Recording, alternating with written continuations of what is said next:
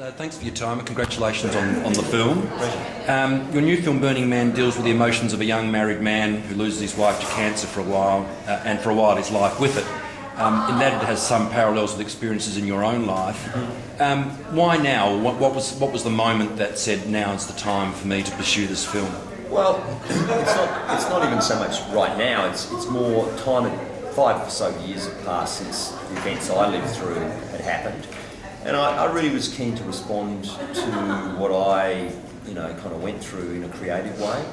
My partner was a creative person, and we lead quite creative lives, and so I started thinking a lot about, writing something to do with, the experience. But, I didn't really want to tell my story. My story is sort of, it's not ready for me to put that out there in a film, but it was certainly a great starting point, and it really intrigued me, some of the experiences I had, and certainly what emotionally you go through and all the rest of it. So over a period of time, as I say, about 5 years afterwards, I started sort of putting together ideas and notes and what have you. And then I'd been writing a film about a chef, and one day I just went, these go together so well, and that's really when the sort of idea and the direction of the screenplay and the film really came together.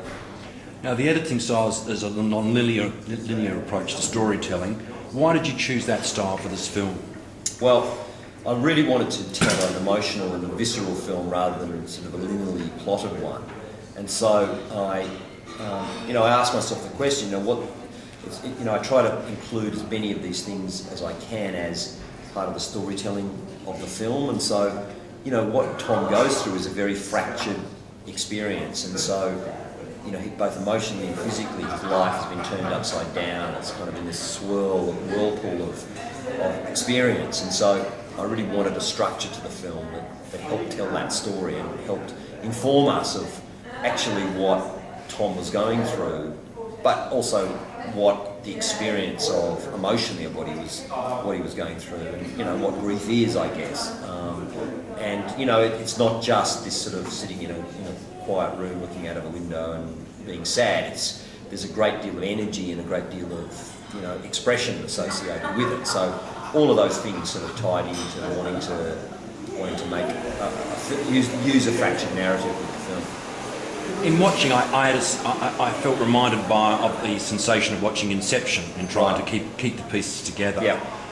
In my own mind. Do you think as an industry, I'm not necessarily talking about your particular film, but as an industry, there is a risk of asking too much of your audience to comprehend a film like in that style? Well, I actually think we don't ask the audience enough. I think it's a much more relevant question to ask: have audiences, in a sense, been led so completely by the hand through the plots of most films that it's actually a lot of films out there have suffered as a result. I think audiences are intelligent. I think they crave all forms of cinematic entertainment, whatever that means. And, we need a range of films, sure. I think some of the greatest films ever made are very simple, very linear plotted films, but I think some of the other great films are ones that challenge and explore other ways of telling stories. And, I think that the more that you ask an audience to work in a film, the more that they will get unexpected things out of it. And I don't think a film should be impenetrable, which is why Burning Man is full of humour and hopefully striking visual images and all the rest of it. And I think you have to tread a fine line between what you can ask an audience to work at and what they just need to be able to relax and enjoy about a film. And I guess that's the fine line I tried to tread. Now, there are a lot of life's essential elements highlighted in this film: fire, water, sex, food. Tell us why such a focus on those particular elements. Well, I think when you deal with the material that the film deals with, I really wanted to fill the film with in a sense, life-giving, life-affirming elements. As you described: fire, sex, water, food, intimacy, love, those kind of things.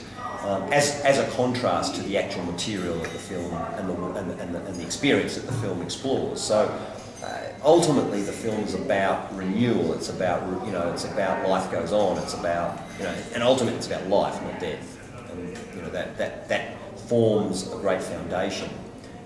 It was a great moment when I realised that him being a chef in a film that, in a sense, explores his emotional landscape. It was great to give him something really physical action to do, and you know, food is such a is the fundamental life-giving commodity or element, and so it was great to have those so organically integrated into the story. And the casting of Matthew Good as an Englishman, who is an Englishman, how much of that was about sort of the commercial appeal for the film, and how much about story? It was mostly about story. I mean, apart from meeting Matthew and him really loving the material or being challenged by it and wanting to do it, and us getting on extremely well, I needed someone who was committed to doing this. I mean, it's not a role you take on lightly, and I really like the idea of having someone who wasn't Australian, simply because it gives them a greater sense of isolation when they live through the experience of the film, and so often that would be dealt with as a thematic thing in a scene, and I didn't want to do that. I just wanted it to be, again, another texture of the film, and that we just sense this sort of isolation that he goes through, and being English just separates him. Now, the film opens with an extraordinary car crash scene. It's as realistic as I've seen on the screen for a while. I remember Peter Weir did a film, I can't remember the name of the film, but it had a plane crash scene, which I thought was a terrific oh yeah, that's a great film. Opening Fearless. Scene. Was that Fearless? Yeah. I don't think the rest of the film was any good, but I thought the opening scene was just terrific. Tell us how that was conceived. Well, again, and filmed. you come back to what it's all about. It's always the starting point.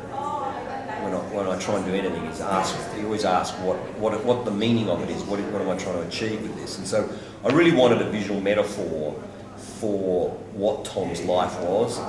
Him sort of in a daze with his world swirling around him. And so when you then start talking to people who help you make it practically realised, we started coming up with all sorts of ideas, and we finally kind of found a way of, in a sense, rolling a car with Matthew strapped into it. That's kind of where it was born out of. Apart from the editing style, if I can put it that way, there's a very sensual and stylish cinematography by Gary Phillips. Mm-hmm. You must have gone into production with a great deal of confidence in him. Tell us about your professional relationship with him. Well, Gary and I have shot 3 films together now, and probably 100 commercials, so we've done a lot of work together. We have a great love of photography, and so we look at a lot of images, we talk about images all the time.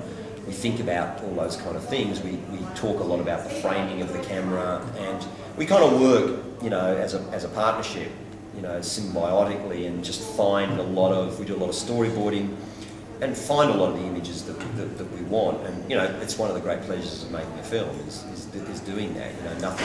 Very few things please me more than kind of discovering a couple of great images, in the course of shooting a scene. And we just work very closely together, and it's a very enjoyable process. Your crew includes some big names in Australian cinema, including Lisa Gerrard with the music, and Lizzie Gardner, she of the American Express gold card gown. Tell us about how they became involved. Well, Lizzie I've known for many years, and have done commercials and stuff with her, and I think she's fantastic at what she does. She's a great gal, and it was fantastic to sort of include her. She loved doing, loved the material, and really is such an asset, because the costume designer, like the makeup department, apart from you want them to be great at what they do, they also have a lot of contact with your cast, and you need people who are smart and engaging and know how to, in a sense, deal with lots of issues that go on that have very little to do with their actual department. And so, having people of that quality, like Lizzie and the whole makeup department with Wendy, are really important to the atmosphere and the smooth running of the film.